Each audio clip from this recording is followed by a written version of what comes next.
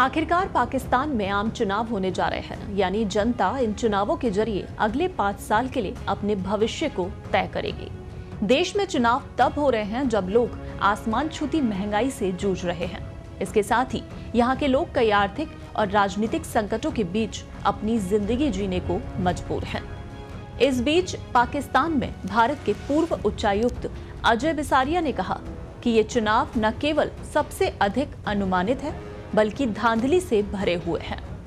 अजय बिसारिया ने कहा कि 8 फरवरी को होने वाले आम चुनाव सबसे अधिक अनुमानित हैं और इनमें सबसे ज्यादा धांधली भी है। पाकिस्तान से आने वाले बयानों को आप देख सकते हैं। इनसे ये साफ है कि वहां के लोगों को नतीजे पहले से ही स्पष्ट हैं। इतना ही नहीं, सेना चुनाव से पहले बदलाव करने में जुटी है ताकि वो सरकार बना सके। वहीं चुनाव को देखते हुए देश में हिंसा बढ़ गई है। प्रतिबंधित बलूचिस्तान लिबरेशन आर्मी से जुड़े आतंकवादियों ने पिछले सप्ताह मार्च जेल के कैदियों को छुड़ाने के लिए मार्च और कोलपुर शहरों में घुसने की कोशिश की थी, लेकिन सुरक्षा बलों ने उनकी कोशिश को विफल कर दिया था। हालांकि अभियान के दौरान 4 सुरक्षाकर्मी, 2 नागरिक और कम से कम 24 आतंकवादी मारे गए। जो 8 फरवरी को होने वाला है वो इलेक्शन कम और सिलेक्शन ज़्यादा लग रहा है, क्योंकि जो पाकिस्तान की फ़ौज है उसने कई दिनों से ये साफ कर दिया है कि इलेक्शन में क्या परिणाम चाह रहे हैं, और वो चाह रहे हैं कि नवाज़ शरीफ का सिलेक्शन हो। और जैसे आपने देखा कि इमरान खान जो पीटीआई जो उनकी पार्टी है, वो इस समय लग रहा है कि अगर फ्री और फेयर इलेक्शन होते तो शायद बहुमत उनको मिलता या सबसे बड़ी पार्टी वो बन के आती, क्योंकि पंजाब में भी पॉपुलैरिटी उसकी ज़्यादा है। मगर इमरान खान साहब जेल में हैं और कहा जा रहा है कि उनका न केवल बल्ला छीन लिया गया है मगर उनको 3 बार क्लीन बोल कर दिया गया है। 3 आरोप लगे हैं और 3 केसेस में सेंटेंसिंग भी हो गई है।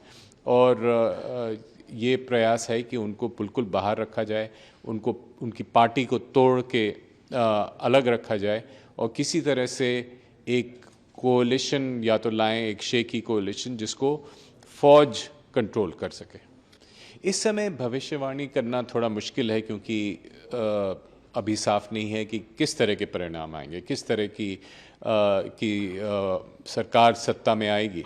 मगर कुछ हमारा होप है, कुछ आशा है कि एक बार सिविलियन सरकार जब आई पाकिस्तान में तो उसका भी प्रयास रहेगा कि रिश्ते सुधारे और भारत के साथ भी सुधारे। तो पहल पाकिस्तान की तरफ से आनी पड़ेगी और इसका इंतज़ार करना पड़ेगा हमको जून जुलाई तक, जब भारत में भी चुनाव हो गए हों। उसके बाद शायद कुछ अच्छे नतीजे सामने आए। आपको बता दें कि पाकिस्तान में द्विसदनीय संसदीय व्यवस्था है, जिसमें नेशनल असेंबली के ज्यादातर सदस्यों को लोगों द्वारा चुना जाता है।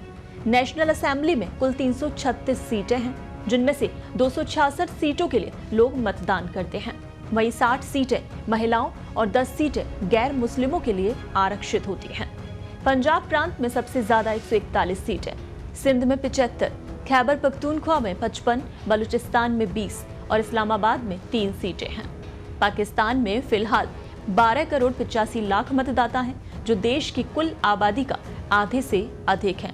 और इसमें 6 करोड़ 9 लाख पुरुष मतदाता, जबकि 5 करोड़ 9 लाख महिला मतदाता। पंजीकृत मतदाताओं में भी 44% 35 वर्ष से कम आयु के हैं। 2018 के बाद से देश में 2 करोड़ 25 लाख मतदाता बढ़ गए हैं, जिसमें 1 करोड़ 25 लाख महिलाएं हैं। 2018 के हुए आम चुनावों में 52% लोगों ने अपने मताधिकार का इस्तेमाल किया था। पाकिस्तान के चुनाव में 5121 उम्मीदवार अपनी किस्मत आजमा रहे हैं। इनमें से 4806 पुरुष मतदाता और 312 महिलाएं और 2 ट्रांसजेंडर उम्मीदवार हैं।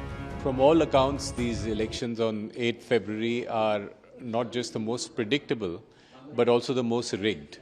Because it's clear for everyone in Pakistan, if you see the commentary that is coming from within Pakistan, that the election results are clear, that the army in various ways is doing pre-election engineering, it will probably do some election engineering and post-election engineering to get a government that it wants in place, and it is said that it will possibly be a selection of Nawaz Sharif and his PMLN party.